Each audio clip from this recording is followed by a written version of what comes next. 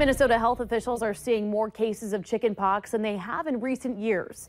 The Department of Health says nearly 400 cases were reported this year, as opposed to the typical 200 to 300. Valley News Team's Rose Itzkovitz joins us in studio with much more. Rose. That's right, Christine. The last time these numbers were higher than normal like this was in 2013, when there were 478 cases.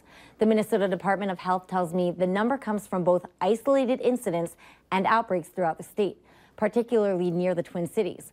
But as far as our area goes, I'm told only 2 cases within Clay County were confirmed this year.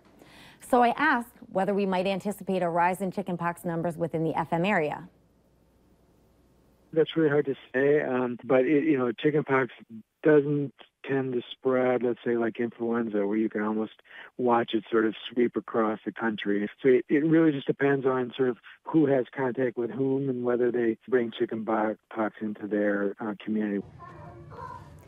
And meanwhile, a nearby daycare worker tells me he hasn't seen a single chickenpox case in the last 10 years. I belong to a group of directors here in Fargo-Moorhead, and a lot of times we'll get emails and those kind of things if something is going around, and I haven't heard anything from anyone. So Sprecher adds that chickenpox is one of the things that he and staffers keep a close eye on for children. And even if they see scabs, they have precautionary measures in place. Reporting live in the studio, Rose Itzkovitz, Valley News Live. Back to you, Christine. All right, thank you, Rose. And the Minnesota Department of Health says it's seeing a large number of chickenpox cases in charter and private schools, which tend to have a high percentage of unvaccinated children.